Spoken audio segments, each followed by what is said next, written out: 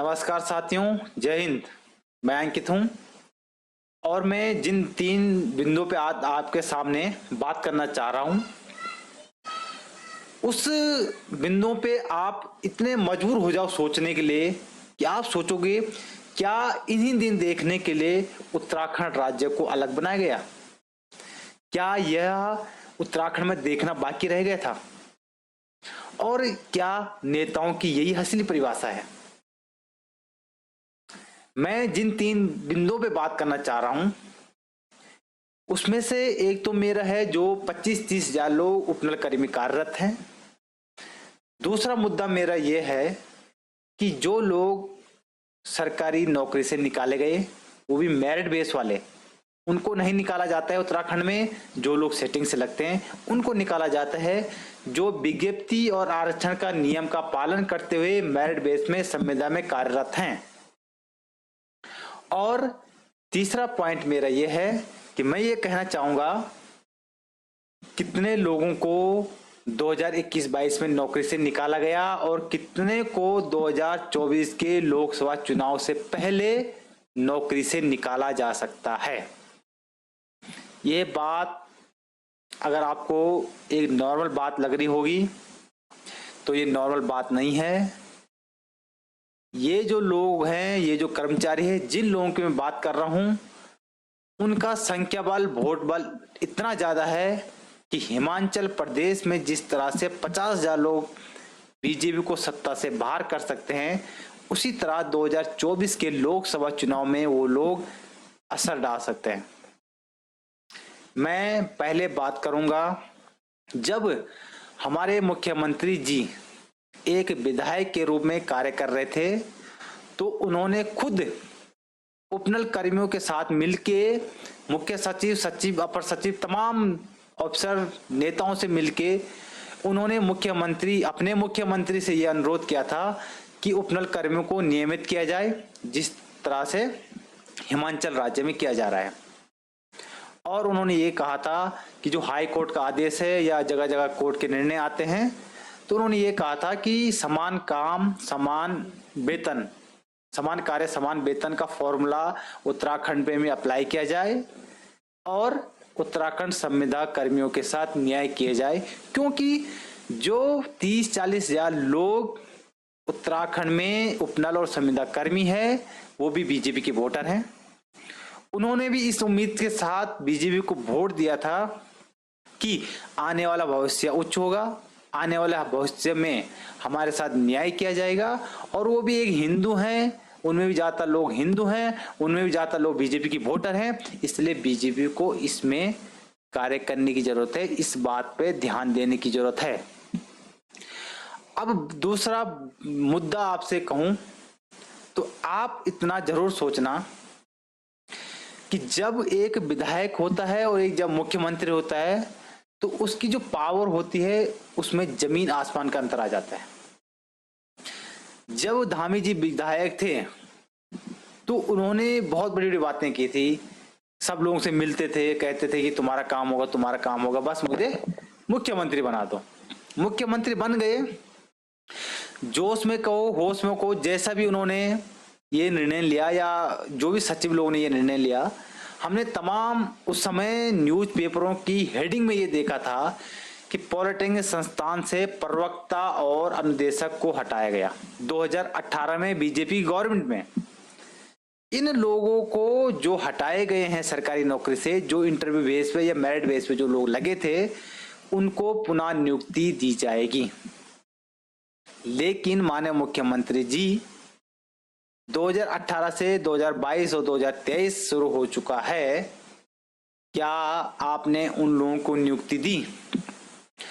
लगभग 200-250 लोग हैं, क्या वो हिंदू नहीं है? क्या वो बीजेपी के वोटर नहीं है?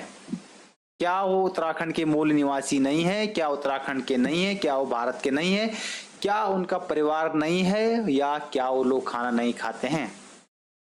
इस तरह से 8-8 साल 7-7 साल नौकरी करने के पश्चात आप नौकरी से नहीं हटा सकते हो। अगर हटाया जा रहा है तो अन्याय है। और अगर आपने कहा एक मुख्यमंत्री होने के नाते कि इन लोगों को पुनः नियुक्ति दी जाए, तो मैं आपसे सवाल पूछना चाहता हूं और इस वीडियो को मुख्यमंत्री जी तक भेजो, शेयर करो। मैं ये कहना चाहता हूं कि क्या उन लोगों को नौकरी मिलेगी या नहीं। आपने जब मुख्यमंत्री के नाते ये कहा कि इन लोगों को नौकरी दी जाए, तो क्या उनकी नियुक्ति मिलेगी, और उनकी नियुक्ति मिलेगी नहीं बल्कि मैं इसे स्पष्ट सवाल कहना चाहता हूं, उनको नियुक्ति कब मिलेगी। और 4-5 सालों में जो बेरोजगार रहा उनको बेरोजगार का भत्ता कितना मिलेगा। मुझे नियुक्ति से ही मतलब नहीं, मुझे 2 कदम आगे की बात कहना चाह रहा हूं उनके लिए। इस वीडियो को भेज दो उन बंदों तक, भेज दो नेताओं तक, और 200-250 जो लोग हैं उन तक भेज दो कि जागरूक हो जाओ भाई, तुम लोग अधिकार है तुम्हारा नियुक्ति पाना, तुमको नियुक्ति मिलनी चाहिए। अब मैं ये क्यों कह रहा हूं कि नियुक्ति मिलनी चाहिए, उसका एक मुख्य कारण ये है, जब मुख्यमंत्री कोई भी बात बताता है, कोई बात बोलता है, तो उस पर इतनी पावर होती है, उसके पास इतना अधिकार है, वो कुछ भी कर सकता है। विधानसभा भर्ती घोटाले में जो लोग नियुक्ति हुई थी, अफसोस तो इस बात का है कि जो लोग विधानसभा में नियुक्ति हुई थी, जो भर्ती हुई थी, जो लोग नौकरी कर रहे थे, उनको 5600-6000 का पे ग्रेड मिल रहा था। अबे मैं ये कहना चाहता हूं, जब जो लोग एक एप्लीकेशन पे बिना किसी विज्ञप्ति और आरक्षण के नियम का पालन करते हुए 5600 पे ग्रेड 6000 पे ग्रेड ले सकते हैं, तो जो लोग मेरिट बेस में और विज्ञप्ति और आरक्षण नियम का पालन करते हुए जो लोग नियुक्ति जिन लोगों को मिली है, क्या उन लोगों को पे ग्रेड का अधिकार नहीं है? क्या वो लोग खाना नहीं खाते हैं? क्या वो लोग बीमार नहीं पड़ते हैं? क्या उनका परिवार नहीं है? क्या वो हिंदू नहीं है? क्या वो उत्तराखंड के वासी नहीं है? क्या वो आपके वोटर नहीं है? क्या उनको शौक मौज करने घूमने का शौक नहीं है?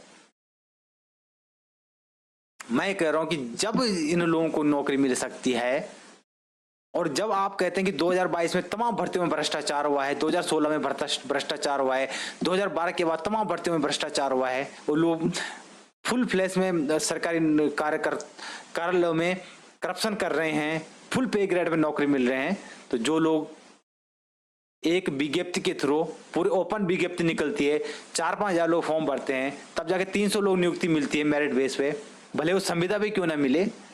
जब उन लोगों को नियुक्ति मिल सकती है, उन लोगों को पैसा मिल सकते हैं, तो इन लोगों को क्यों नहीं मिल सकता पे ग्रेड? समान कार्य समान वेतन क्यों नहीं मिल सकता है? जो विभाग के संविदा कार्य रहते हैं उनको समान कार्य समान वेतन क्यों नहीं मिल सकता है? ये पॉलिटेक्निक संविदा प्रवक्ता की बात है। अब एक और बात बताता हूं आपको, ये कुछ है जो और कटिंग है जिसमें कहा गया कि लोक निर्माण विभाग के जेई ने जो त्याग पत्र भेजे, छोड़ो ठीक है। दूसरा मैं बात ये बताना चाहता हूं, माननीय मुख्यमंत्री जी, जो बंदा सरकारी कार्यालय में कार्यरत है, जब उन बंदों को आप नौकरी से निकालोगे जो खासकर फेयर विज्ञप्ति और आरक्षण नियम का पालन करके लगे हुए हैं, जब आप उनको नौकरी से निकालोगे तो आपने ये सोचा कि इन लोगों का परिवार कैसे चलेगा? 90% ऐसे लोग हैं जो एक नौकरी पर डिपेंडेंट है। इसलिए मेरा तीसरा पॉइंट यह है, कोई भी चैलेंज है मेरा इन सभी डाइजेस्ट मीडिया के लिए, और चैलेंज है मेरे उत्तराखंड की जितने भी सामाजिक कार्यकर्ता है। एक बहुत घटना घटी थी हिंदुस्तान के अंदर, और उस समय ये कहा गया था कि भारत में कोई सामाजिक कार्यकर्ता नहीं, कोई लेखक नहीं है, कोई पुलिस नहीं है, क्योंकि उसमें एफआईआर दर्ज नहीं की गई थी और उसमें अन्याय के लिए कोई खास निर्णय आया नहीं। लेकिन मैं उत्तराखंड में कहना चाहता हूं, जो लोग यहाँ कार्यकर्ता हैं, आप ये मुझे बता सकते हैं कि उत्तराखंड में 2022 में कितने लोगों को नौकरी से निकाला गया या घर बिठाया गया, और कितने लोगों को 2024 तक निकालने की तैयारी है? लास्ट में अनुरोध, आप सभी इस वीडियो को शेयर करें, चैनल को सब्सक्राइब करें और अगर आप हमारी टीम को सपोर्ट करना चाहते हैं तो यूपीआई आईडी के थ्रू भुगतान कर सकते हैं। धन्यवाद। जय हिंद।